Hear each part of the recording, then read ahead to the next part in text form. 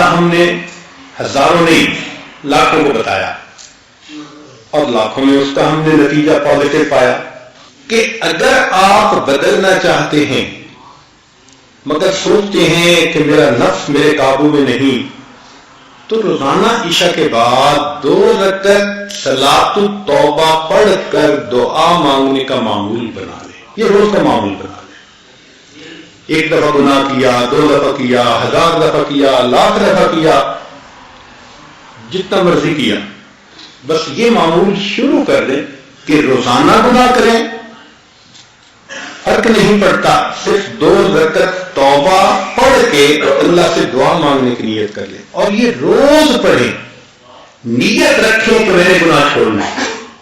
آپ اس کی برکت دیکھنا، چند دنوں کے اندر اللہ تعالیٰ دل کے اندر اس گناہ سے نفرت کر دیں گے، اور اس گناہ کے ماحول سے آپ کو اپنی رحمت کے ساتھ اللہ نکال دیں گے. جو لوگ کہتے تھے نا کہ ہم قسم کھا سکتے تھے کہ ہم اس گناہ کو نہیں چھوڑیں گے، اللہ نے 2 رکعت اس معمول کو بنانے پر اس گناہ سے بھی جان چھڑوا دی. حتیٰ کہ یورپ کے ماحول میں بعض شرابی کہنے لگے کہ ہم چھوڑنا چاہتے ہیں لیکن یہ زندگی کا اب حصہ بن گئی ہے، ہم چھوڑ نہیں سکتے. ہم نے کہا 2 رکعت نفل پڑھنا شروع کر دیں. ڈائریکٹ اس کو کہنا کہ چھوڑ دو، یہ اس کے لیے بوجھ ہوتا ہے. آپ اس کو کوئی ڈویبل چیز بتائیں جو وہ کر سکتا. ہم نے کہا بھائی ہم تو آپ کو یہ کہہ رہے ہیں کہ 2 رکعت نفل روزانہ باقاعدگی سے پڑھو، توبہ کی نیت سے پڑھو، اور روز دعا مانگو، بس اتنا کام کر لو. اس نے کہا یہ تو میں ساتھ کر لوں گا. اب شراب بھی پی رہا ہے، توبہ کے نفل بھی پڑھ رہا ہے، شراب بھی پی رہا ہے، توبہ کے نفل بھی پڑھ رہا ہے، مگر یہ چیز زیادہ وقت چل نہ سکی. کچھ ہی عرصے کے بعد اللہ نے بالآخر اس کو توبہ کی توفیق عطا فرما دی. ہمارے پاس کئی نوجوان آئے، حضرت ایک لڑکی کے ساتھ ایسا تعلق بن گیا ہے کہ میں اس کے بغیر نہیں رہ سکتا، اور شرعی تعلق بھی نہیں، غلط تعلق ہے. بھائی نفل پڑھو. حضرت نے نفل تو پڑھوں گا، تعلق نہیں چھوڑتا. ہم نے کہا بھائی ہم نے تعلق چھوڑنے والی تو بات ہی نہیں کی. ہم نے تو سننے کے بعد کہ آپ اس تعلق میں گرفتار ہیں، آپ ایک دوائی دی ہے، بس آپ اس کو استعمال کریں، پھر اس کی جو تاثیر ہوگی وہ آنکھوں سے دیکھنا. الحمدللہ کہ چند ہی دنوں میں یہ 2 رکعت صلاۃ التوبہ جو بندہ پڑھ لیتا ہے، اللہ اس کی برکت سے دل کی دنیا کو بدل کر. تو جو نوجوان یہ سوچے کہ میں گناہ کرتا ہوں چھوڑ نہیں سکتا، تو بھائی وہ یہ سوچے کہ میں نہیں چھوڑ سکتا، میرے پروردگار تو مجھ سے چھڑوا سکتا ہے نا. تو اگر اللہ تعالی ہم سے چھڑوا سکتے ہیں تو ہم 2 رکعت نفل تو شروع کر دینا، پھر اس 2 رکعت کی برکت دیکھنا. مانگے اللہ سے.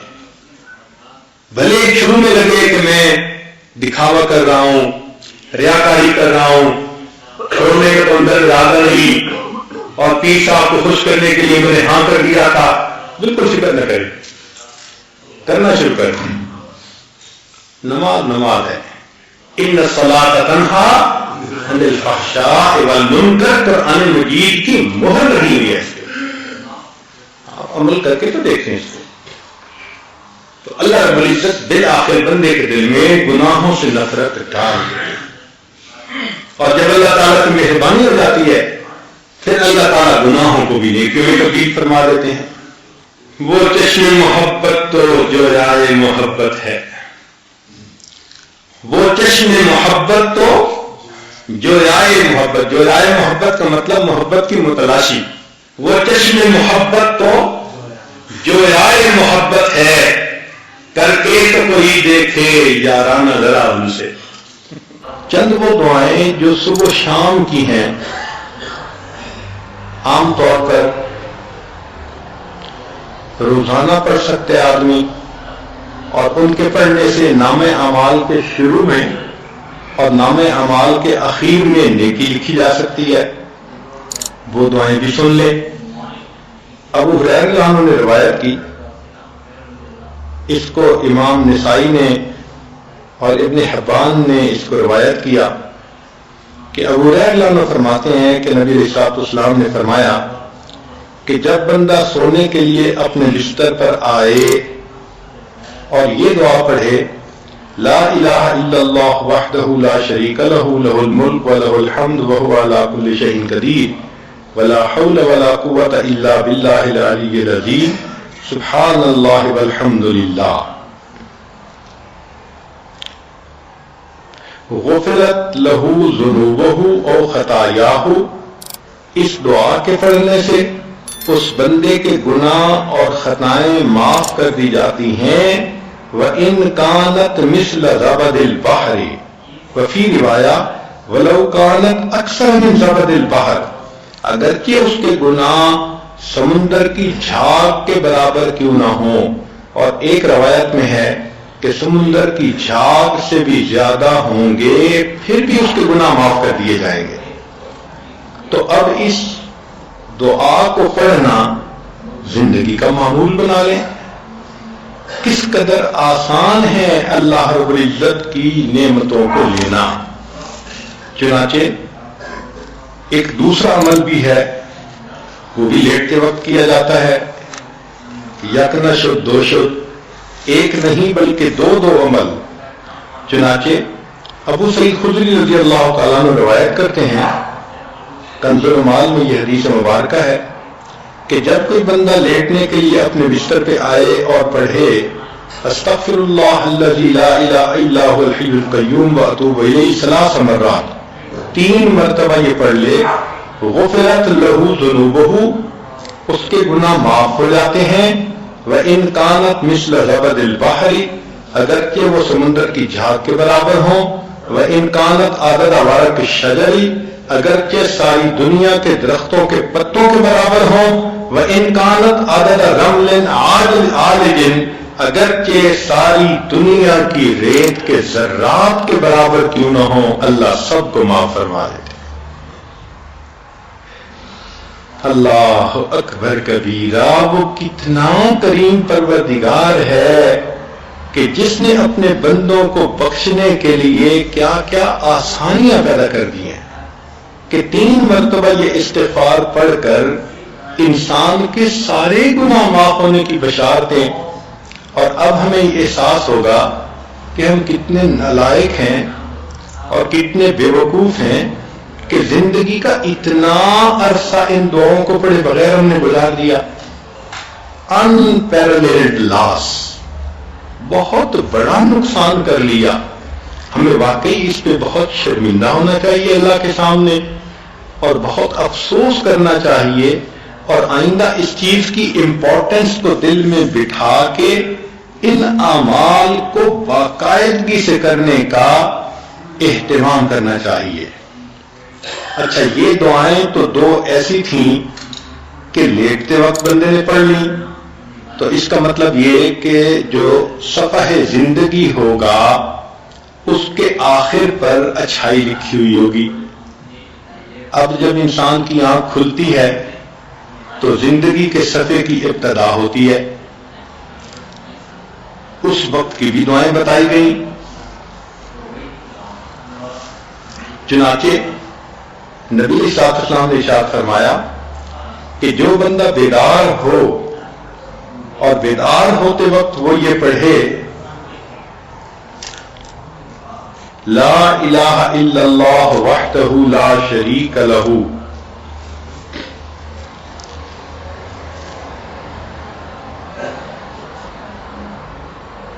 لا الہ الا اللہ وحدہ لا شریک لہ لہ الملک ولہ الحمد وہو علی کل شیء قدیر، الحمد للہ وسبحان اللہ ولا الہ الا اللہ واللہ اکبر ولا حول ولا قوة الا باللہ، ثم قال اللہم اغفر لی۔ یعنی جو بندہ صبح اٹھے اور یہ دعا پڑھے اور اس کے بعد کہے اللہم اغفر لی، اللہ میری مغفرت فرما دے، تو اللہ رب العزت اس پر اس بندے کی مغفرت فرما دیتے ہیں۔ بلکہ اس کے بعد فَإِن تَوَضَّأَ ثُمَّ صَلَّى قُبِلَتْ صَلَاتُهُ، اس دعا کے پڑھنے کی ایک خوبی یہ بھی ہے کہ اگر اس کے بعد اس نے وضو کیا اور فجر کی نماز پڑھی تو اللہ اس کی نماز کو بھی قبول فرما لیتے ہیں۔ تو دیکھیں نام اعمال کے شروع میں بھی آپ نیکیاں لکھوا سکتی ہیں، اور عجیب مزے کی بات کہ درمیان میں بھی، نیند کے درمیان میں جب بندہ کروٹ لیتا ہے تو کئی مرتبہ آنکھ کھلتی ہے، تو جب آنکھ کھلتی ہے تو اس وقت بھی کچھ پڑھنے کے الفاظ ہیں، اگر ان الفاظ کو پڑھ لیں تو اس پر بھی اللہ رب العزت کی طرف سے مغفرت، اللہ رب العزت کی طرف سے اس پر بھی بندے کے گناہ معاف ہوتے ہیں۔ اب کروٹیں بدلتے ہوئے آنکھ کا کھلنا یہ تو معمول کی بات ہے، کتنی مرتبہ انسان سردی کے موسم میں کمبل ٹھیک کرتا ہے، رضائی ٹھیک کرتا ہے، اپنی کروٹ بدلتا ہے، ایک طرف سے دوسری طرف ہوتا ہے، تو کروٹ بدلتے ہوئے دعا کرنا، سبحان اللہ۔ عبداللہ بن عمر رضی اللہ عنہ نے اس کو روایت کیا کہ جو بندہ قال حین یتحرک من اللیل، کہ جو بندہ رات کو سویا ہوا کروٹ بدلے اور 10 مرتبہ کہہ دے بسم اللہ و سبحان اللہ و آمنت باللہ و کفرت بالطاغوت، تو ان کے پڑھنے سے اللہ رب العزت اس کے گناہوں کو بھی معاف فرمائیں گے اور ہر اس چیز سے محفوظ فرمائیں گے جس کا خوف اس کے دل میں ہو۔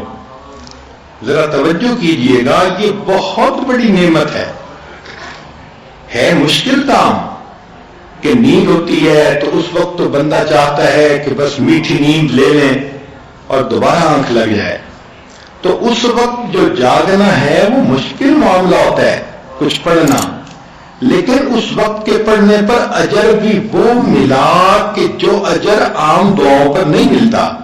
کیا کہ آپ کے دل میں کتنی باتوں کا خوف ہوتا ہے، میاں نہ ناراض ہو جائے، اولاد نافرمان نہ بن جائے، بیٹی کے انداز بدلے ہوئے ہیں، اللہ اس کی حفاظت فرمائے، ساس آج کل بہت ناراض ہے، اللہ اس کو راضی کر دے، یا میرے خامند کا کاروبار نہیں چل رہا تو تنگ دستی کا خوف، جو خوف دل میں ہے، یا فلاں مجھ سے بہت حسد کرتی ہے وہ مجھے کوئی نقصان نہ پہنچا دے، یا ہمارے گھر میں چور نہ آ جائیں، ڈاکو نہ آ جائیں، عزت کے لٹیرے نہ آ جائیں، یہ کتنا قسم کا خوف ہوتا ہے۔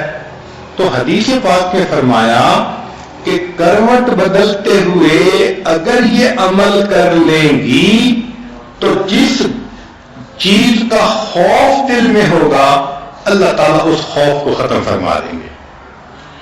سبحان اللہ، کتنی بڑی نعمت اللہ رب العزت نے عطا فرما دی کہ کروٹ لینے پر وہ نعمت مل گئی کہ سارے گناہ ہی اللہ نے معاف کر دیے، اور جو خوف دل میں لگا ہوا تھا اللہ رب العزت نے وہ خوف بھی دل سے نکال دیا۔ لمبی چوڑی اپنی تسبیحات کرنے کی بجائے ہم وہ کام کیوں نہ کریں جو اللہ کے حبیب صلی اللہ علیہ وسلم نے بتلایا کہ جس پر گناہ معاف ہوتے ہیں۔ چنانچہ حدیث مبارکہ میں آتا ہے دوسرا عمل کروٹ لیتے ہوئے، اس کو انس رضی اللہ عنہ نے روایت کیا اور ابن سنی نے اپنی کتاب میں اس کو نقل کیا۔ فرماتے ہیں کہ جب کوئی بندہ دائیں یا بائیں کروٹ لے ثم یقول، پھر کہے اشہد ان لا الہ الا اللہ وحدہ لا شریک لہ لہ الملک ولہ الحمد یحیی ویمیت وہو حی لا یموت بیدہ الخیر وہو علی کل شیء قدیر، تو جو بندہ کروٹ لیتے ہوئے یہ کہتا ہے یقول اللہ عز وجل للملائکہ، اللہ رب العزت ملائکہ سے فرماتے ہیں انظروا الی عبدی، میرے بندے کو دیکھو کہ اس وقت بھی یہ مجھے نہیں بھولا، لا ینسنی فی ھذا الوقت اشہدکم انی قد رحمتہ، میں فرشتوں تمہیں گواہ بناتا ہوں کہ میں نے ان پر رحمت فرما دی وغفرت لہو، اور میں نے اس بندے کی مغفرت فرما دی۔ سبحان اللہ، کروٹ لیتے ہوئے ایک مرتبہ پڑھنے پر اللہ فرشتوں کو گواہ بناتے ہیں کہ میں نے اس بندے کے گناہوں کی مغفرت فرما دی۔ اللہ اکبر کبیرہ۔ تو یہ تو اللہ رب العزت کا کرم ہے اور احسان ہے کہ رب کریم نے ہمارے لیے اس طرح راستے کھول دیے کہ ہم آسانی سے اپنے گناہوں کی مغفرت کروا سکتے ہیں۔ اور اب دو باتیں اور ہیں، مختصر سن لیجئے کہ اس کو طبرانی نے روایت کیا، حضرت معاذ اللہ عنہ اس کے راوی ہیں، فرماتے ہیں کہ جو بندہ اللہ رب العزت سے اس حال میں ملے کہ وہ اللہ سے حسن ظن رکھتا ہو، مغفرت کی امید رکھتا ہو،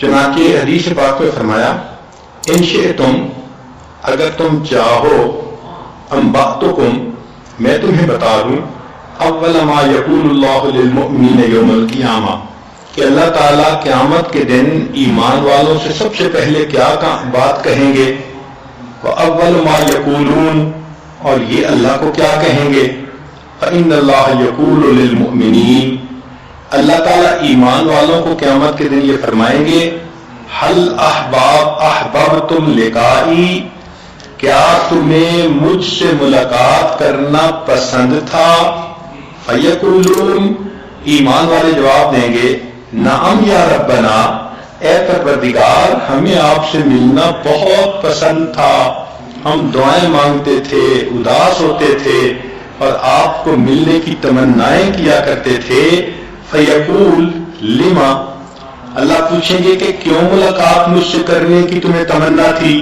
فیقولون، وہ جواب میں کہیں گے، رجونا عفوک ومغفرتک، اللہ ہمیں آپ سے مغفرت اور معافی کی امید تھی، فیقول، اللہ فرمائیں گے، فقط اوجبت لکم عفوی ومغفرتی، میں نے اپنے عفو اور مغفرت کو تم پر واجب کر دیا۔ سبحان اللہ۔ جو بندہ اللہ سے حسن ظن رکھے کہ وہ میرے پر مہربانی فرمائے گا، گناہوں کو معاف کرے گا، اللہ قیامت کے دن اسی بات کو بہانہ بنا کر گناہ معاف کر دیں گے۔ اور آج کی مجلس کی آخری حدیث مبارکہ، اس کو سلمان فارسی رضی اللہ عنہ نے روایت کیا کہ ان رسول اللہ صلی اللہ علیہ وسلم قال اذا رجف قلب المؤمن فی سبیل اللہ تحطت خطایاہ کما یتحط عذق النخلۃ ای ثمارها، کہ نبی علیہ الصلوۃ والسلام نے ارشاد فرمایا کہ جب مسلمان کا دل اللہ کے راستے میں کپ کپانے لگے تو اس کی خطائیں ایسے جھڑتی ہیں جیسے کہ تیز ہوا کے چلنے سے کھجور کے خوشے گر جاتے ہیں، یعنی درخت سے پھل گر جاتا ہے جیسے تیز ہوا کے چلنے سے، ایسے جس بندے کا دل اللہ کی عظمت کو سوچ کے کپ کپایا، اللہ کی خوف سے کپ کپا گیا، اس کے گناہ اسی وقت جھڑ جاتے ہیں۔ اس کا آسان طریقہ کہ آپ شام کو سونے سے پہلے، یعنی مصلی پہ جب نماز مکمل کریں تو ایک عادت بنا لیں کہ پوری دن کے جو اعمال ہیں ان کو ریویو کریں۔ آج میں نے کیا کیا، کون سے اچھے کام کیے، اس پہ دل میں الحمدللہ پڑھ لیں، شکر ادا کریں، اور مجھ سے آج کون سی غلطیاں ہوئیں، کہاں میں نے بد نظری کی، کہاں میں نے بے پردگی کی، کہاں میں نے غیبت کی، اور جو جو گناہ اس دن سرزد ہوئے، کہاں میں نے جھوٹ بولا، کہاں کیا گناہ سرزد ہوا، تو ان تمام گناہوں کو سوچ کر اپنے دل میں نادم ہوں، استغفار کریں، اور اگر آپ کا دل ندامت سے کپ کپا اٹھے گا اس عمل پر سارے دن کے گناہوں کو اللہ معاف فرما دیں گے۔ اس کو عادت بنا لیجئے کہ رات کو سونے سے پہلے لوگ تو اپنا منہ صاف کر کے سو لیتے ہیں، عورتیں بچوں کو سمجھاتی ہیں کہ سونے سے پہلے ٹوتھ برش کرنا بڑا ضروری، تاکہ صاف دانتوں کو لے کے سو۔ اگر صاف منہ کو لے کے سونا اتنا اہم ہے تو صاف دل کو لے کے بھی تو سونا اہم ہے۔ اللہ تعالی ہمیں سمجھ عطا فرمائے تاکہ ہم موقع موقع کی دعاؤں کو پڑھیں اور اللہ سے اس کی رحمتوں کو حاصل کریں۔ ذنون مصری رحمۃ اللہ علیہ فرماتے ہیں الشوق کہ محبت اور شوق جب اللہ تعالیٰ کا دل میں بہت بڑھ جاتا ہے تو پھر اذا بلغ العبد استبطأ الموت شوقا الى ربه وحبا للقائه والنظر الیہ، تو بندے کو موت بے تاب کر دیتی ہے، دل چاہتا ہے کہ موت جلدی آ جائے تاکہ مجھے اللہ سے ملاقات نصیب ہو جائے اور اللہ تعالیٰ کا دیدار نصیب ہو جائے۔ سبحان اللہ، معلوم ہوا کہ اللہ رب العزت کی محبت انسان کے لیے زندگی کا سب سے بڑا سرمایہ ہے۔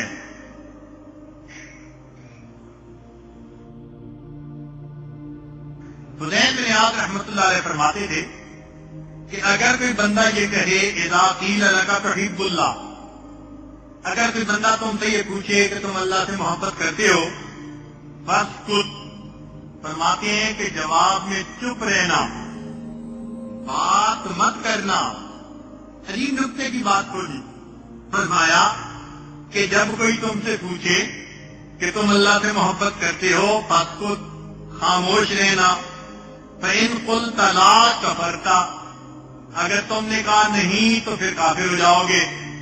وَإِن قُلْتَ نَعَمْ، اور اگر تم نے کہا ہاں، فَلَيْسَ وَصْفُكَ وَصْفُ الْمُحِبِّينَ، تو محبین کا وصف تو تمہارے اندر موجود نہیں، لہذا جھوٹ بولنے سے پرہیز کر لینا۔ اللہ اکبر کبیرہ۔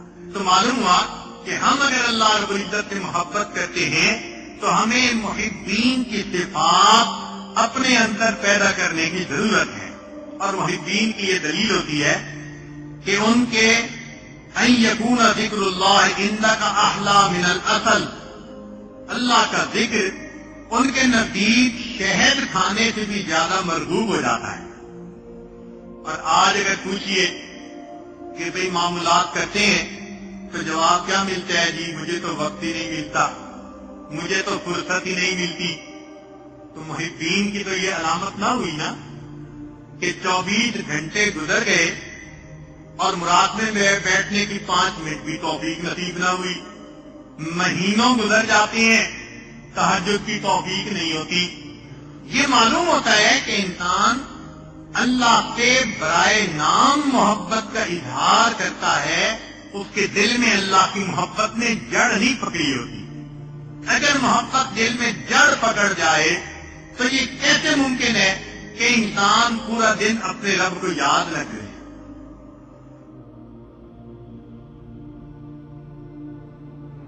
لہذا اللہ رب العزت سے محبت کرنے کے لیے ہمیں چاہیے کہ ہم نیک اعمال دوڑ کر کریں اور گناہوں سے اپنے آپ کو بچانے کی کوشش کریں۔ ایک حدیث مبارکہ ہے، قال اللہ تعالی، حدیث قدسی، وجبت محبتی للمتحابین فیہ، جو ایک دوسرے سے محبت کرتے ہوں اللہ کے لیے، اللہ فرماتے ہیں ان پر میری محبت واجب ہو جاتی ہے۔ والمتجالسین فیہ، جو میرے لیے ہم جلیس بن جائیں، مل بیٹھیں، ان کو میری محبت ضرور ملتی ہے۔ والمتضارعین فیہ، اور میرے لیے ایک دوسرے سے جو ملتے جلتے ہیں ان کو ملتی ہے۔ والمتبادلین فیہ، اور جو میرے لیے اپنے مال کو خرچ کرتے ہیں ان کو بھی میری محبت نصیب ہو جاتی ہے۔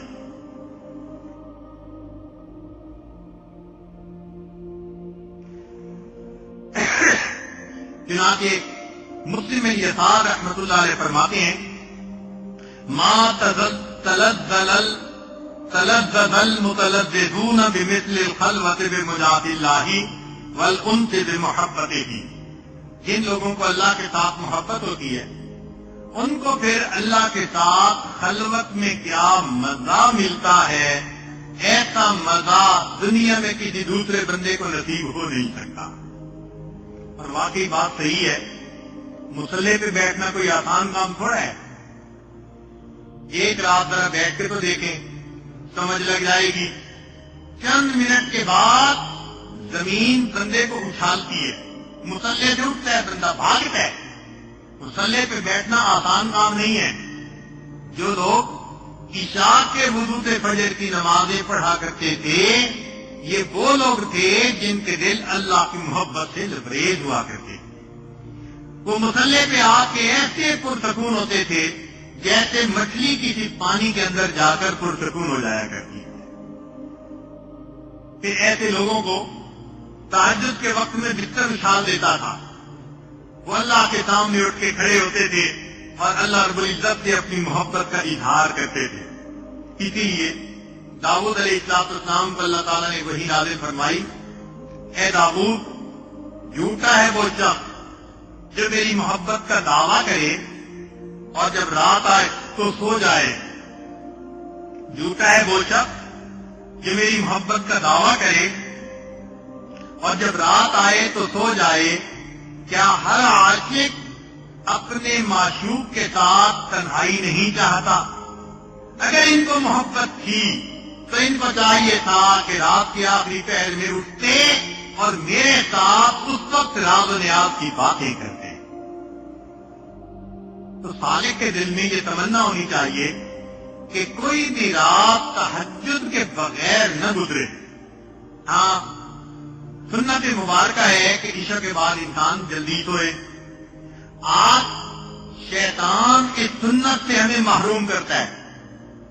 عشاء کے بعد جلدی سونے والی سنت اس سے محروم کرتا ہے. حدیث پاک میں ہے کہ نبی علیہ السلام عشاء سے پہلے سونے کو ناپسند کرتے تھے اور عشاء کے بعد والحدیث بعدہا، عشاء کے بعد باتیں کرنے کو ناپسند فرماتے تھے.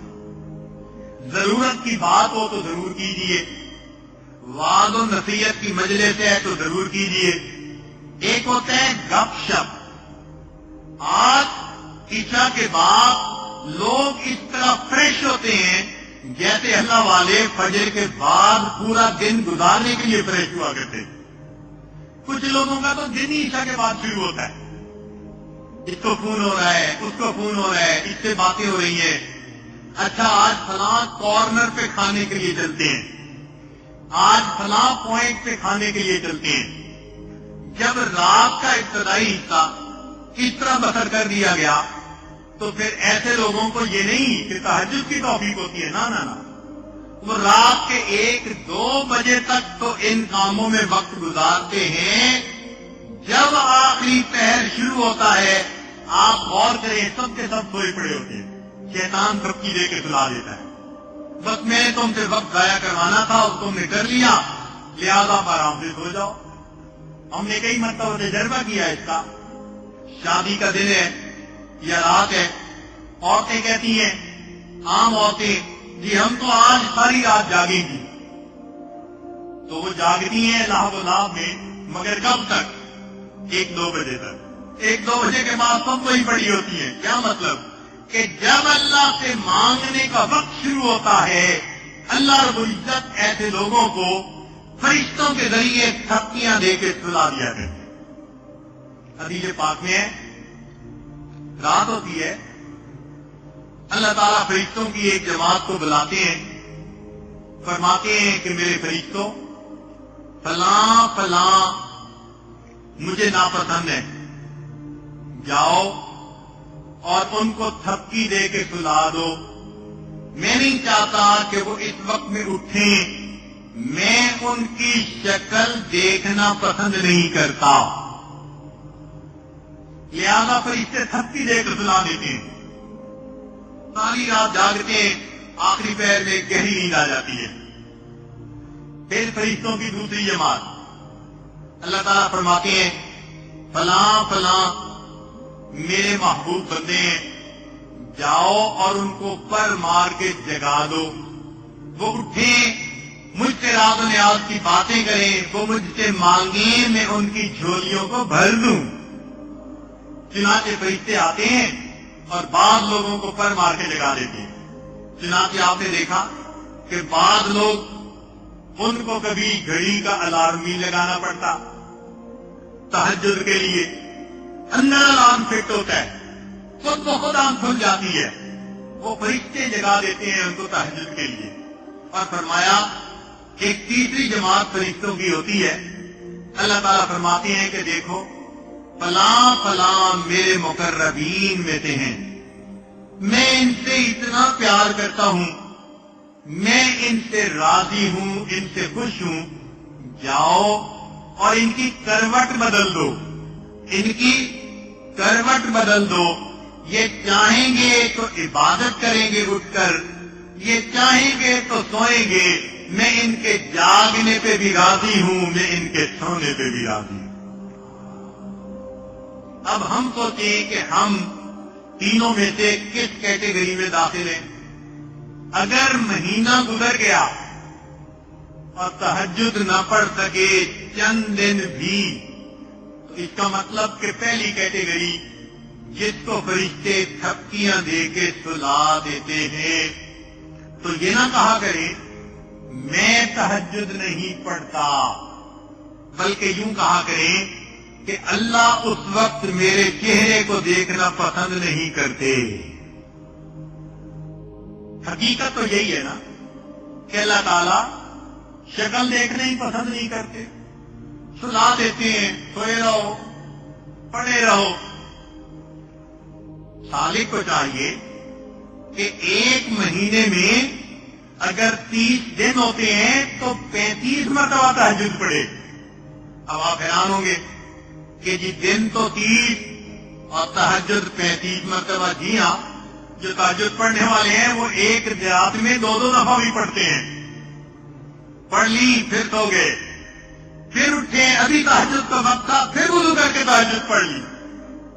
تو مزہ تو تب آئے نا کہ دن 30 ہو، تہجد 35 مرتبہ بندہ پڑھے۔ یہ جائے کہ ہم روزانہ بھی تہجد نہیں پڑھ پاتے۔ اس کا آسان طریقہ کہ رات کو جلدی سونے کی عادت ڈالیں، اس سنت کو زندہ کریں۔ ہم بہت سارے فضول کاموں میں لگے رہتے ہیں اور دیر سے سوتے ہیں، کوئی کام ضروری نہیں ہوتے، ان کاموں کو دن میں سمیٹیں۔ عشاء پڑھی اور اس کے بعد جلدی سو گئے، جب جلدی سوئیں گے تو آنکھ بھی جلدی کھلے گی، لہذا تہجد میں اٹھنا آسان ہوگا۔ اور آج کے دور میں ہم یہ بھی نہیں کہتے کہ تم ساری رات ہی جاگتے رہو۔ اللہ رب العزت نے ہمارے لیے آسانی کو پسند کیا، الدین یسر، دین میں آسانی ہے۔ تو کیا کرنا چاہیے کہ فجر میں تو اٹھنا ہی ہوتا ہے، تو اذان سے آدھا گھنٹہ پہلے اٹھنے کی عادت ڈالیے۔ جب آدھا گھنٹہ پہلے اٹھ گئے تو پھر آپ 10 منٹ میں وضو کر لیں اور بقیہ 20 منٹ میں آپ 4 رکعت نفل پڑھ کے آخری 5 منٹ میں اللہ سے دعائیں مانگ لیں۔ اتنی ہی تہجد آج کے دور میں انسان کو بھلی بنانے کے لیے کافی ہے،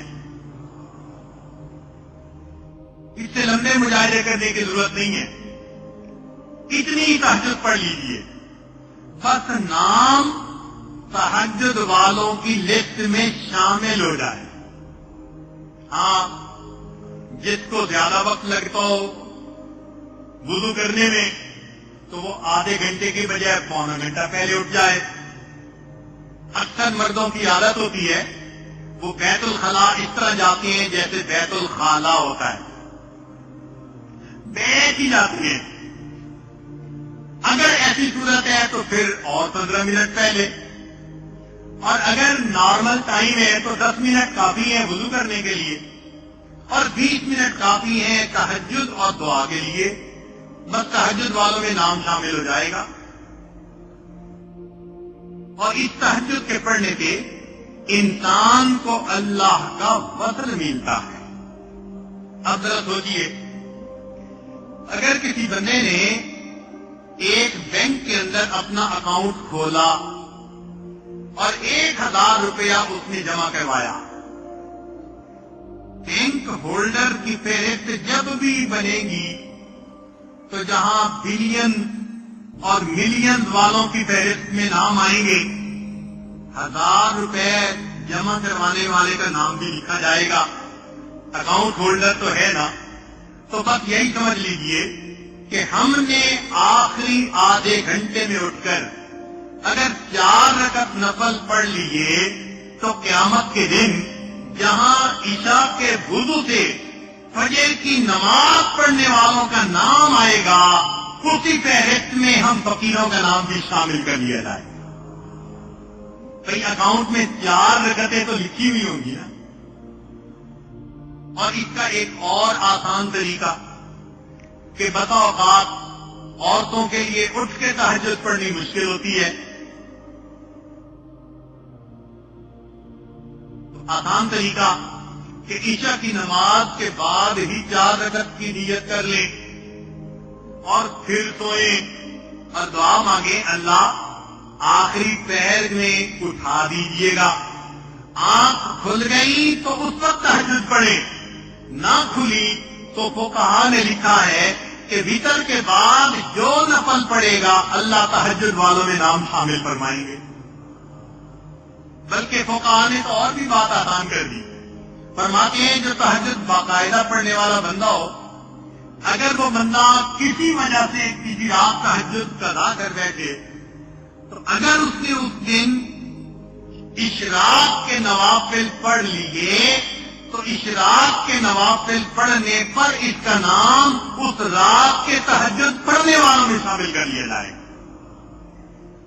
तो अब तो हमें चाहिए कि जिंदगी की कोई रात तहज्जुद के बगैर न गुजरे।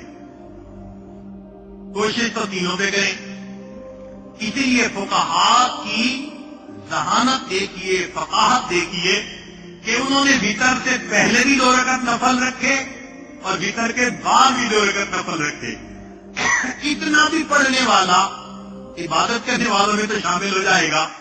आज शैतान बदबख्त ने इबादत का ज़ौक़ ही छीन लिया, न वितर से पहले नफल न वितर के बाद नफल, तो उधर से ही मालूम। इसलिए हर मुमकिन ये कोशिश हो कि तहज्जुद पढ़ने वालों में हमारा नाम शामिल कर लिया जाए। कोई भी अल्लाह का वली ऐसा नहीं हुआ जो तहज्जुद का आदी ना हो। ये नेमत मिलती ही तहज्जुद के वक्त में है। उस वक्त का उठना इंसान के लिए जरूरी है। आप सोचें, जिस बंदे को रात ड्यूटी देनी पड़ती है उसको 3000 रुपया तनख्वाह मिलती है। 3000 का क्या मतलब? हर रात का 100 रुपया। 100 रुपए के पीछे ये खुदा का बंदा ईशा से लेके फजर तक जागता है, और हम अल्लाह के लिए अगर अजान से आधा घंटा भी पहले नहीं जागते, हमने तो तहज्जुद की कीमत अल्लाह के सामने चंद रुपए के बराबर भी न रखा। चंद रुपए पाने वाला तो सारी रात जागे, हमारे दिल में तहज्जुद का इतनी भी कदर न हुई। इसलिए कोशिश ये होनी चाहिए कि अल्लाह रब्बुल इज्जत के सामने तहज्जुद में रोजाना हम बैठे खड़े हों और अल्लाह के सामने दामन फैलाएं, अल्लाह से दुआएं मांगे। कुछ ऐसे भी औकात होते हैं जब अल्लाह की रहमत मुतवज्जे होती है। जब किसी की नीयत हो ना काम करने की, उसको काम करवाना आसान होता है। ये जो दफ्तर में क्लर्क बादशाह होते हैं ना, ये बड़े ज़हीन होते हैं। ये अफसर का मूड देख लेते हैं, आते ही देखते हैं कि जरा उखड़ा उखड़ा है, समझ जाते हैं हो सकता है बीवी से अनबन हुई हो। तो आज तो हर फाइल ने नो ही दिखना है इसमें, लिहाजा जो केस उन्होंने अप्रूव करवाने हो वो पेश ही नहीं करते। और जब देखते हैं کہ آج ذرا طبیعت کھلی ہوئی ہے، اچھے موڈ میں ہے، تو جو فائلیں چھپا چھپا کے رکھی ہوتی ہیں ان پہ بھی سائن کروا لیتے ہیں. ان کو پتہ ہے آج موڈ ہے اس کا کرنے کا. تو اگر دنیا کا کام کروانے والا وہ بھی دیکھتا ہے کہ آج صاحب کرنے کے موڈ میں ہے، کروا لو، تو نبی علیہ السلام نے بتلا دیا میرے امتیوں، رات کا آخری وقت ہوتا ہے، اللہ رب العزت ایک فرشتے کو حکم دیتے ہیں جاؤ اور دنیا میں اعلان کر دو هل من سائل فأعطيه له، ہے کوئی سوال کرنے والا جس کو میں عطا کر دوں، ہے کوئی مغفرت کا چاہنے والا میں اس کے گناہوں کو معاف کر دوں. جب اللہ رب العزت اعلان کروا رہے ہیں اس کا مطلب کہ دینا بھی چاہتے ہیں، بخشنا بھی چاہتے ہیں. اگر ہم نے وہ وقت غفلت میں نیند میں سو کر گزار دیا، سوچئے ہم نے کتنا بڑا نقصان کر لیا. اس لیے رات کے آخری پہر کی چند رکعت اس کو اس طرح اہتمام سے پڑھیں جیسے عام لوگ 5 نمازوں کا اہتمام کرتے ہیں.